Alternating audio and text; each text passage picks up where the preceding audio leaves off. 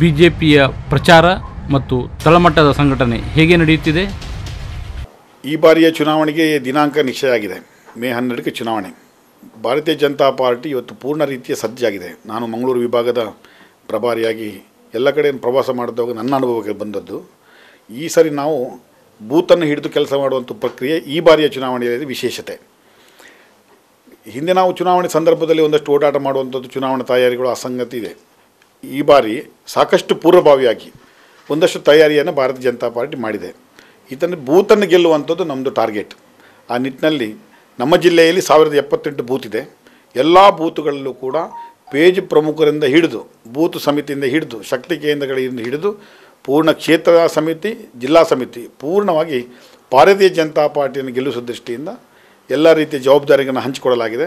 ಪೂರಕವಾದ ವಾತಾವರಣ ಕೂಡ ಭಾರತೀಯ ಜನತಾ ಪಕ್ಷಕ್ಕೆ ಇಡೀ ರಾಜ್ಯದಲ್ಲಿದೆ, ನಮ್ಮ ಜಿಲ್ಲೆಯಲ್ಲೂ ಕೂಡ ಇದೆ. ಇಲ್ಲಿ ಕೇಂದ್ರ ಬಿಜೆಪಿ ನಾಯಕರ ಸೂಚನೆ ಕೆಲಸ ಮಾಡುತ್ತದೆಯೇ? ಅಲ್ಲ, ಅಮಿತ್ ಶಾರಿಂದ ಹಿಡಿದು ಮೋದಿಯವರಿಂದ ಹಿಡಿದು ಕೂಡ ಈಗಾಗಲೇ 21 ರಾಜ್ಯಗಳಲ್ಲಿ ನಾವು ಚುನಾವಣೆಯನ್ನು ಗೆದ್ದಿದ್ದೀವಿ. 22ನೇ ರಾಜ್ಯ ಕರ್ನಾಟಕ ಆಗುತ್ತೆ. ಕಾಂಗ್ರೆಸ್ಸಿನ ಸ್ಥಿತಿಯನ್ನು ನಾವು ನೋಡಿದ್ದೀರಿ. ಉತ್ತರ ಪ್ರದೇಶದಲ್ಲಿ 325 ನಾವಾದರೆ ಅವರು 7 ಸ್ಥಾನಗಳಿಗೆ ಗೆದ್ದಿದ್ದಾರೆ. ಅದರ ಮೊದಲಿನ ಲೋಕಸಭಾ ಚುನಾವಣೆಯಲ್ಲಿ ತಾವು ನೋಡಿದ್ದೀರಿ, ನಮ್ಮನ್ನು 543ರಲ್ಲಿ ಅವರ ಸ್ಥಾನ ಇವತ್ತು 44ಕ್ಕೆ ಬಂದು ಮುಟ್ಟಿದೆ. ಈ ಬಾರಿಯ ಚುನಾವಣೆಯಲ್ಲಿ ಕರ್ನಾಟಕದ ಅವರ ಸ್ಥಿತಿ ಗೊತ್ತಾಗುತ್ತೆ. ಅದಕ್ಕಿಂತ ಹೆಚ್ಚು ಭಿನ್ನವಾಗಿ ಕರ್ನಾಟಕದಲ್ಲೂ ಕೂಡ ಇರುವುದಿಲ್ಲ. 22ನೇ ರಾಜ್ಯವಾಗಿ ಕರ್ನಾಟಕವನ್ನು ನಾವು ಗೆಲ್ತೀವಿ. ನೀವು ಟಿಕೆಟ್ ಆಕಾಂಕ್ಷಿ, ನಿಮಗೆ ಟಿಕೆಟ್ ಸಿಗುವ ಭರವಸೆ ಇದೆಯಾ? ಅಲ್ಲ, ಕಳೆದ 3 ದಶಕಗಳಿಂದ ನಾನು ರಾಜಕೀಯದಲ್ಲಿ ಅನ್ಯಾನ್ಯ ಜವಾಬ್ದಾರಿಗಳ ನಿರ್ವಹಣೆ ಮಾಡಿದ್ದೇನೆ. ಪ್ರಾಮಾಣಿಕವಾಗಿ ಪಕ್ಷನಿಷ್ಠವಾಗಿ ನಾನು ಕೆಲಸ ಮಾಡಿದ್ದೀನಿ. ಅದನ್ನು ಹಿರಿಯರು ಗಮನಿಸಿ ಈ ಸರಿ ಚುನಾವಣೆಗೆ ಸ್ಪರ್ಧೆ ಮಾಡಲಿಕ್ಕೆ ಅವಕಾಶ ನೀಡ್ತಾರೆ ಅನ್ನೋದು ವಿಶ್ವಾಸ ಇದೆ. ಮತ್ತು ನಾವು ಅದರಲ್ಲಿ ಒಂದಿದೆ, ನಾವು ಅದನ್ನು ಪೈಪೋಟಿ ಅಂತ ಏನು ನಮ್ಮಲ್ಲಿ BJPಯಲ್ಲಿ ಇರೋದಿಲ್ಲ. ಅಪೇಕ್ಷೆಯನ್ನು ವ್ಯಕ್ತಪಡಿಸುವಂಥದ್ದು ಅದು ನನ್ನ ಹಕ್ಕು, ಅದನ್ನು ವ್ಯಕ್ತಪಡಿಸ್ತೇವೆ. ಸೀಟು ಕೊಡುವುದು ಹೀಗುವಂಥದ್ದು ಪಕ್ಷದ ತೀರ್ಮಾನ. ಪಕ್ಷ ಕೊಟ್ಟರೆ ಸಿಗಲಿಲ್ಲ ಅಂದರೆ ಹಿಂದಿನ ಬಾರಿ ನಮಗೆ ಹಲವಾರು ಬಾರಿ ಸಿಗಲಿಲ್ಲ. ಅದಿದ್ದರೆ ನಾವು ಪಕ್ಷವನ್ನು ನಮ್ಮ ಅಭ್ಯರ್ಥಿಯನ್ನು ಗೆಲ್ಲಿಸುವ ರೀತಿಯಲ್ಲಿ ಕೆಲಸ ಮಾಡ್ತೇವೆ. ಪಕ್ಷ ಗೆಲ್ಲಬೇಕು ಕಡೆಗೆ. ಪ್ರಮೋದ್ ಮಧ್ವರಾಜ್ ಬಿಜೆಪಿಗೆ ಬಾರದಂತೆ ನೀವು ತಡೆದಿದ್ದೀರಾ?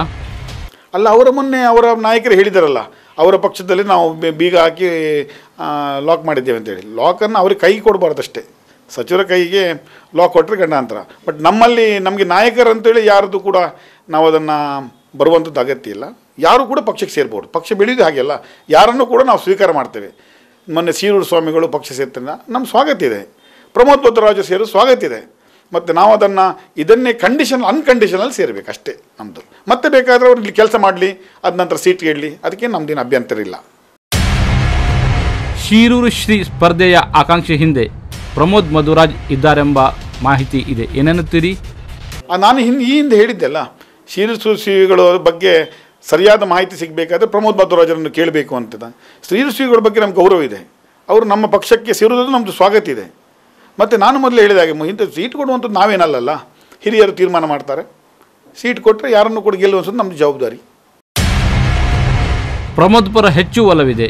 JDS ಶಿರೂರು ಶ್ರೀ ಸ್ಪರ್ಧೆ ಬಿಜೆಪಿಗೆ ಅಡ್ಡಿಯುಂಟು ಮಾಡುತ್ತದಾ?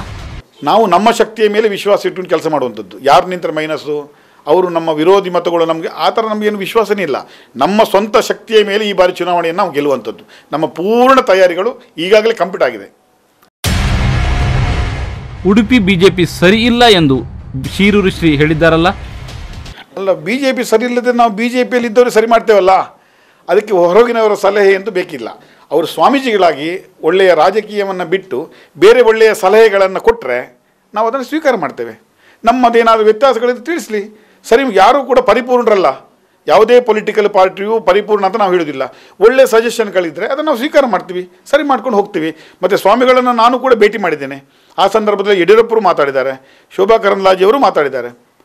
ನನಗಂತೂ ವಿಶ್ವಾಸ ಇದೆ ಅವರು BJPಯ ವಿರುದ್ಧವಾಗಿ ಅವರು ಸ್ಪರ್ಧೆ ಮಾಡುವುದಿಲ್ಲ ಅಂತ ವಿಶ್ವಾಸ ಇದೆ. ಕೊಟ್ಟ ಭರವಸೆ ಈಡೇರಿಸಿದ್ದೇನೆ ಅನ್ನುತ್ತಾರೆ ಪ್ರಮೋದ್. ನೀವೇಕೆ ಟೀಕೆ ಮಾಡುತ್ತೀರಿ?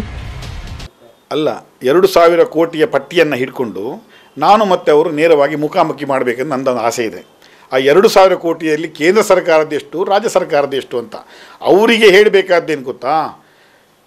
ಡಾಕ್ಟರ್ VS ಆಚಾರ್ಯರು ಸಚಿವರಾಗಿದ್ದರು, ಪ್ರಮೋದ್ ಮಧ್ವರಾಜರು ಸಚಿವರಾಗಿದ್ದರು.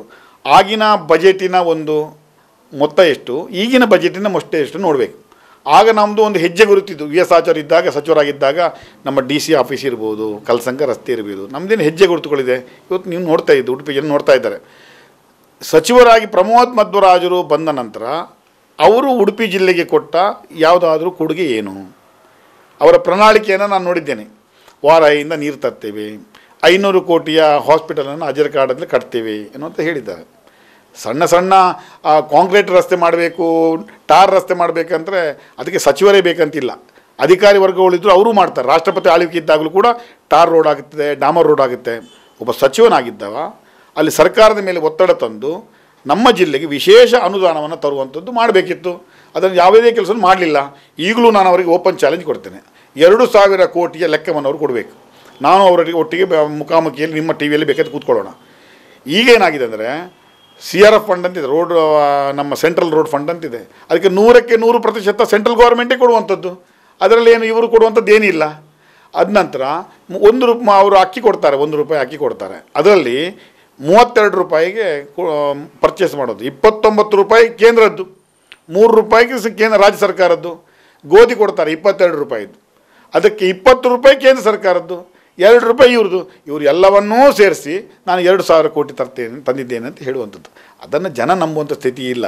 ಅದಕ್ಕೆ ನಾನು ಹೇಳುವುದಲ್ಲ, 2,000 ಕೋಟಿಯನ್ನು ತರಲಿ, ಅದರಲ್ಲಿ ಇವರು ತಂದದ್ದೆಷ್ಟು, ರಾಜ್ಯ ಸರ್ಕಾರದ್ದೆಷ್ಟು, ಕೇಂದ್ರ ಸರ್ಕಾರದ್ದೆಷ್ಟು, ಅದನ್ನು ಆಗ ಗೊತ್ತಾಗಿಬಿಡುತ್ತಲ್ಲ ಅವ್ರು ಏನು ತಂದಿದ್ದಾರೆ ಅಂತೇಳಿ. ಪ್ರಮೋದ್ ವಿರುದ್ಧ ಚಾರ್ಜ್ ಶೀಟ್ ಬಗ್ಗೆ ಏನು ಹೇಳುತ್ತೀರಿ ಸರ್? ಚಾರ್ಜ್ ಶೀಟ್ ಸರಿ ಇಲ್ಲ ಅಂತ ಅವ್ರು ಹೇಳುವಂಥದ್ದಲ್ಲ, ಅವರೇ ಸರಿ ಇಲ್ಲ ಸರ್. ದಿವಸಕ್ಕೆ ಒಂದೊಂದು ಗೊಂದಲದ ಹೇಳಿಕೆಯನ್ನು ಕೊಡ್ತಾರೆ, ಅವರೇ ಸರಿ ಇಲ್ಲ. ಅದರಿಂದ ಅವರು ಹೇಳಿದ್ದನ್ನು ಮತ್ತೆ ಯಾವುದನ್ನು ನಂಬುವಂಥದ್ದು? ನೀವೇ ಪತ್ರಿಕೆಯವರು ನೋಡಿದ್ದೀರಿ, ಬೆಳಿಗ್ಗೆ ಒಂದು ಮಾತಾಡ್ತಾರೆ, ಸಾಯಂಕಾಲ ಒಂದು ಮಾತಾಡ್ತಾರೆ. ಮತ್ತು ವಿರೋಧ ಪಕ್ಷದಲ್ಲಿ ಅವರು ಇದ್ದುಕೊಂಡು ಅಲ್ಲಿ ಶಾಸಕರಾಗಿ ಮಂತ್ರಿಗಳಾಗಿ ನಮಗೆ ಹೇಳ್ತಾರೆ ಎದುರಿನ ಪಾರ್ಟಿಯವರು ಗೇಟಿಗೆ ಬೀಗ ಹಾಕಿದ್ದಾರೆ ಅಂತ ಹೇಳ್ತಾರೆ. ಹಾಗಾದರೆ ಗೇಟಿನ ಬೀಗ ಇದ್ದರೆ ಅವ್ರು ಬೀಗ ಹಾಕದಿದ್ದರೆ ಅವ್ರು ಸೀದಾ ಬರ್ತಾರೆ ಅಂತೇಳಿ ಅರ್ಥ ಅಲ್ಲ. ಯಾಕಂದರೆ ವ್ಯಕ್ತಿ ನಾವು ಬೇರೆ, ಸಚಿವರಾಗಿದ್ದುಕೊಂಡು ಜವಾಬ್ದಾರಿ ಇದ್ದ ಸ್ಥಾನದಲ್ಲಿ ಅಲಂಕಾರ ಮಾಡೋರು ಹೇಗೆ ವರ್ತಿಸಬೇಕಂತ ಅವ್ರು ಮೊದಲು ತಿಳ್ಕೊಳ್ಬೇಕು. ಆದ್ದರಿಂದ ನಾವು ಅಂತಂದರೆ ಇವತ್ತು ಹೇಳುವಂಥದ್ದು, ಇವತ್ತು ಕಮ್ಮಿ ಇದೆ. ಅದರಲ್ಲಿ ಆರೋಪ ಪಟ್ಟಿ ನಾವು ಮಾಡಲಿಕ್ಕೆ ನಮಗೆ ಸಮಯ ಕಡಿಮೆ ಆಯಿತು. ಇನ್ನೂ ಅದಕ್ಕಿಂತ 2 ಪಟ್ಟು ಹೇಳಲಿಕ್ಕಿದೆ ಅವರ ಬಗ್ಗೆ. ಏನೂ ಮಾಡಲಿಲ್ಲ ಸರ್. ನೀವು ಅವ್ರ ಪ್ರಣಾಳಿಕೆಯನ್ನು ಒಮ್ಮೆ ತೆಗೆದು ಓದಿ. ಅಲ್ಲಿ ಪ್ರಣಾಳಿಕೆಯಲ್ಲಿ ಕೊಟ್ಟ ಇದನ್ನೇ ಅವ್ರು ಮಾಡಿಕೊಳ್ಳಿಕ್ಕೆ ಅವ್ರಿಗೆ ಅವಕಾಶ ಇತ್ತು ಬೇಕಾದಷ್ಟು. ಸಿದ್ದರಾಮಯ್ಯರೊಟ್ಟಿಗೆ ಎಷ್ಟು ವಿಶ್ವಾಸ ಇಟ್ಟು ಇವರನ್ನು ಪ್ರಥಮ ಸಾರಿ ಶಾಸಕರಾಗಿದ್ದವರನ್ನೇ ಇವತ್ತು ಮಂತ್ರಿಗಳ ಮಾಡಿದ್ದಾರೆ. ಗೋಪಾಲ್ ಪೂಜಾರಿ ಅವರಿದ್ದಾರೆ, ಪಾಪ 2 ಸಾರಿ ಶಾಸಕರೇನಾದರೂ ಅವರು, ಆದರೂ ಅವರಿಗೆಲ್ಲ ಅವಕಾಶಗಳು ಸಿಗಲಿಲ್ಲ. ಎಷ್ಟೋ ಮಂದಿ ಇದ್ದಾರೆ ಅಂಥವರು. ಆದರೆ ಇವರು ಒಬ್ಬ ಯುವಕ ಮಾಡುವ ತಾಕತ್ತಿದ್ದ ಮನುಷ್ಯ, ಅದನ್ನು CM ಹತ್ರ ಖುದ್ದು ಮಾಡುವಂಥದ್ದು ಮಾಡಿಬಿಟ್ಟು ಇವತ್ತು ಯಾವುದನ್ನೂ ಕೂಡ ಮಾಡಲಿಲ್ಲ. ಆರೋಪ ಪಟ್ಟಿ ಮಾಡಿದ್ದು ಕಡಿಮೆ ಇದೆ. ಇನ್ನಷ್ಟು ನಾವು ಚುನಾವಣೆ ಸಂದರ್ಭದಲ್ಲಿ ಇದನ್ನೆಲ್ಲ ಹೇಳ್ತೀವಿ. ಎಲ್ಲ ನಮ್ಮ ಬಗ್ಗೆ ಹೇಳ್ಬೋದು, ನಾವು ಹೇಳುವಂಥದ್ದಿಲ್ಲ. ನಾವು ನಮ್ಮ ಸರ್ಕಾರ ಇದ್ದಾಗ ಮಾಡಲಿಲ್ಲ ಹೇಳಲಿ, VS ಆಚಾರ್ಯ ಇರುವಾಗ ಮಾಡಲಿಲ್ಲ, ರಘುವತ್ ಭಟ್ರು ಶಾಸಕರಾಗಿದ್ದಾಗ ಮಾಡಲಿಲ್ಲ ಅಂತ ಹೇಳಲಿ, ನಾವು ಅದಕ್ಕೆ ಉತ್ತರ ಕೊಡ್ತೀವಲ್ಲ. ಈಗ ಏನಾದರೂ ಮಾಡಿದ್ದು ಉಡುಪಿ ಜಿಲ್ಲೆಯಲ್ಲಿ ಮತ್ತು ಉಡುಪಿ ನಗರದಲ್ಲಿ ಕಾಣುವಂಥದ್ದು BJP ನೇತೃತ್ವದ ಸರ್ಕಾರ ಇದ್ದಾಗ ಡಾಕ್ಟರ್ VS ಆಚಾರ್ಯ ಮಂತ್ರಿಗಳಿದ್ದಾಗ ಆಗಿರುವಂಥದ್ದು. ಸಚಿವರಾಗಿ ಪ್ರಮೋದ್ ಮಧ್ವರಾಜ್ ವಿಫಲರಾಗಿದ್ದಾರಾ ಸರ್? ಹಿಂದೆ ಮೀನುಗಾರ ಸಮುದಾಯದಲ್ಲಿ ಬೇರೆ ಬೇರೆ ವ್ಯತ್ಯಾಸಗಳು ಇರ್ಬೋದು. ಎಲ್ಲೂ ಕೂಡ ಸಮುದಾಯಗಳ ನಡುವೆ ಭಿನ್ನಾಭಿಪ್ರಾಯಗಳು ಇದ್ದದ್ದೇ ಇಲ್ಲ. ಈ ಬಾರಿ ಬೋಟ್ ಲೈಟ್ ಫಿಶಿಂಗ್ ಅಂತ ಮಾಡಿದರು, ಅದು ಒಂದು ವರ್ಗ. ಮತ್ತೊಂದು ಡೀಪ್ ಫಿಶಿಂಗ್ ಅವರಿಗೂ ಬೇರೆ ಬೇರೆ ವ್ಯತ್ಯಾಸಗಳು ಬರಲಿಕ್ಕೆ ಕಾರಣವೇ ಸಚಿವರು. ಅವರು ಸಚಿವರಾಗಿದ್ದುಕೊಂಡು ಮೀನುಗಾರ ಸಚಿವರು ಬೇರೆ, ಅವರು ಸರಿಯಾದ ತೀರ್ಮಾನ ಮಾಡಬೇಕಿತ್ತಲ್ಲ. ಆ ಒಂದು ಸಮುದಾಯಗಳು ಕೂಡ ಭಿನ್ನಾಭಿಪ್ರಾಯ ಮೂಡಲಿಕ್ಕೆ ಕಾರಣಕರ್ತರು ಇವತ್ತು ಸಚಿವರು. ಆ ರೀತಿಯಿಂದ ಇವತ್ತು ಮೀನುಗಾರ ಸಮುದಾಯದಲ್ಲೂ ಕೂಡ ಆ ಸಮುದಾಯಕ್ಕೆ ಏನಾದರೂ ಮಾಡಬೇಕಿತ್ತು. ಆ ಸಮುದಾಯದ ಒಬ್ಬ ನಾಯಕ ಅದನ್ನು ಮಾಡಲಿಲ್ಲ. ಏನು ಮಾಡಿದ್ದಾರೆ ಹೇಳಿ? ಪ್ರಮೋದ್ ವಿರುದ್ಧ ಗಟ್ಟಿ ಧ್ವನಿಯಲ್ಲಿ ಯಾಕೆ BJP ಪ್ರತಿಭಟಿಸುತ್ತಿಲ್ಲ? ಏನು ಸರ್, ನಮಗೂ ಸರಿಯಾದ ಮಾಹಿತಿ ಇಲ್ಲದೆ ನಾವು ಯಾವುದನ್ನು ಮಾತಾಡಬಾರ್ದು. ಅವರು ಬರ್ತಾರೆ ಬಿಡ್ತಾರೆ ಅನ್ನುವಂಥದ್ದು ಅವರಿಗೆ ಸಂಬಂಧಪಟ್ಟದ್ದು, ನಮಗೆಲ್ಲ. BJPಯವರು ಯಾರು ಅವರನ್ನು ಕರೀಲಿಲ್ಲ. ಅವರ ರಾಜಕೀಯಕ್ಕೆ ಅವರಿಗೇನಾದರೂ ಮುಂದಿನ ಅವರ ಸ್ವಂತ ಲಾಭಕ್ಕೆ ಅದನ್ನಾದರೂ ಏನಾದರೂ ಗಮನದಲ್ಲಿಟ್ಟುಕೊಂಡು ಅವರು BJPಯ ಕಡೆಗೆ ಒಲವು ತೋರಿರ್ಬೋದು, ತಪ್ಪಲ್ಲ. ಅವರು ಬಂದರೂ ನಾವು ಅವ್ರನ್ನ ಸ್ವೀಕಾರ ಮಾಡ್ತೇವೆ. ನಮ್ಮದು ಅನ್ಕಂಡೀಷನಲ್ಲಿ ಬರಬೇಕಂತ. ಯಾರೇ ಆಗಲಿ, ಒಬ್ಬ ಅಲ್ಲಿ ರಾಜಕೀಯದಲ್ಲಿ ಕೆಲಸ ಮಾಡಿದವರು ನಾಯಕರಾದವರು ತುಂಬ ಮಂದಿ ಇರ್ತಾರೆ ನೋಡಿ. ಆಗ ಅವರಿಗೂ ಅವಕಾಶ ಬೇಕಂತ ಇರ್ತದೆ. ಆಗ ಅವರ ಸ್ಥಾನವನ್ನು ಕಸಿದುಕೊಳ್ಳಲಿಕ್ಕೆ ಇವರು ಹೋಗುವಂಥದ್ದು ಅಗತ್ಯ ಇಲ್ಲ. ಅವ್ರು ಸೇರಿಕೊಳ್ಳಿ, ಒಳ್ಳೆ ಕೆಲಸ ಮಾಡಲಿ. ಯಾವುದೇ ಹುದ್ದೆ ಬೇಕಾದರೂ BJPಯಲ್ಲಿ ಸ್ವಾಗತ ಇದೆ, ಅವರಿಗೆ ಕೊಡೋಣ. ಅದರ ಬಗ್ಗೆ ನಮ್ಮದು ಯಾವುದೂ ವಿರೋಧ ಇಲ್ಲ. ಮುಂದಿನ ಚುನಾವಣೆಯಲ್ಲಿ ಮೋದಿ ಕೇಂದ್ರ ನಾಯಕರ ಪ್ರಚಾರ ನಿರ್ಣಾಯಕ ಪಾತ್ರ ವಹಿಸುತ್ತದೆ. ಮೋದಿಯವರ ವರ್ಚಸ್ಸು ಕೂಡ ಕರ್ನಾಟಕದಲ್ಲಿ ಒಂದು ವರ್ಷ ವರ್ಕೌಟ್ ಆಗುತ್ತೆ. ನಾವೇನು 21 ರಾಜ್ಯಗಳನ್ನು ಇವತ್ತು ಗೆದ್ದಿದ್ದೀವಿ. ಅದರಲ್ಲಿ BJPಯ ಶಕ್ತಿಯ ಒಟ್ಟಿಗೆ ಮೋದಿಯ ಪ್ರಭಾವ ಕೂಡ ಕೆಲಸ ಮಾಡಿದೆ. ಇಲ್ಲಿ ಮೋದಿಯವರ ಅಮಿತ್ ಶಾ ಅವರ ನೇತೃತ್ವ, ಯಡಿಯೂರಪ್ಪರವರ ವರ್ಚಸ್ಸು, ಮೋದಿಯವರ ವರ್ಚಸ್ಸು ಎಲ್ಲವೂ ಒಟ್ಟಾಗಿ ನಾವು 150+ ಅಂತೇಳಿ ಯಡಿಯೂರಪ್ಪರವರು ಒಂದು ಟಾರ್ಗೆಟ್ ಕೊಟ್ಟಿದ್ದಾರೆ. ಅದನ್ನು ನಾವು ಖಂಡಿತ ರೀಚ್ ಆಗ್ತೀವಿ. ಉಡುಪಿ ಜಿಲ್ಲೆಯಲ್ಲಿ ಬಿಜೆಪಿ ಎಷ್ಟು ಸ್ಥಾನ ಗಳಿಸಬಹುದು? ಉಡುಪಿಗೆ 5ಕ್ಕೂ 5 ಬರುವಂಥದ್ದು ನಮ್ಮದು ಪ್ರಯತ್ನ. 5ಕ್ಕೂ 5 ಗೆಲ್ತೀವಿ ನಾವು. ನಮ್ಗೆ ವಿಶ್ವಾಸ ಇದೆ. ಒಳ್ಳೆಯ ವಾತಾವರಣ ಇದೆ ಕರಾವಳಿ ಭಾಗದಲ್ಲೂ ಕೂಡ. ಮತ್ತು ನಾವು ಜಿಲ್ಲಾ ಪಂಚಾಯತಿಯನ್ನು ಗೆದ್ದಿದ್ದೀವಿ. ಕಾಂಗ್ರೆಸ್ ಅಧಿಕಾರದಲ್ಲಿತ್ತು. ನಾವು 5ರಲ್ಲಿ 4 ಅವರದೇ, 3 ಅವರದೇ, 1 ಪಕ್ಷೇತರ. ಆ ಪಕ್ಷೇತರ ಶಾಸಕರಾಗಿದ್ದವರು ಇವತ್ತು ನಮ್ಮೊಟ್ಟಿಗೆ ಸೇರಿಕೊಂಡಿದ್ದಾರೆ. ಜಿಲ್ಲಾ ಪಂಚಾಯತ್ ಕೂಡ ನಮ್ಮ ಕೈಯಲ್ಲಿದೆ. 3 APMC ಕೂಡ ನಮ್ಮ ಕೈಯಲ್ಲಿದೆ. ತಾಲೂಕು ಪಂಚಾಯತ್ ಕೂಡ ಎಲ್ಲವೂ ನಮ್ಮ ಕೈಯಲ್ಲಿದೆ. ಕಾಂಗ್ರೆಸ್ಸಲ್ಲಿ ಏನಿದೆ ಹೇಳಿ? ಅವ್ರಿಗೆ ಇಷ್ಟು ಕೊಚ್ಕೊಳ್ತಾರಲ್ಲ. ಅವರು ಶಾಸಕರಾಗಿದ್ದಾಗ ಸಚಿವರಾದ ನಂತರ ಎಲ್ಲ ಸ್ಥಳೀಯಾಡಳಿತ ಸಂಸ್ಥೆಗಳು ಬರಬೇಕಿತ್ತು.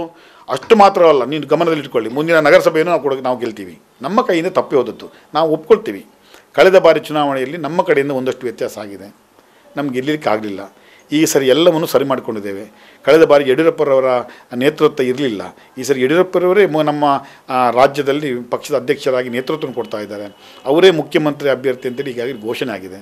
ಅದು ಎಲ್ಲ ಶಕ್ತಿಯನ್ನು ನಾವು ಸಂಘಟಿಸಿಕೊಂಡು ರಾಜ್ಯದಲ್ಲಿ 150 ಸ್ಥಾನಗಳನ್ನು ಗೆಲ್ತೀವಿ. ಉಡುಪಿ ಜಿಲ್ಲೆಯಲ್ಲಿ 5ಕ್ಕೆ 5 ವಿಧಾನಸಭಾ ಕ್ಷೇತ್ರವನ್ನು ಗೆಲ್ತೀವಿ.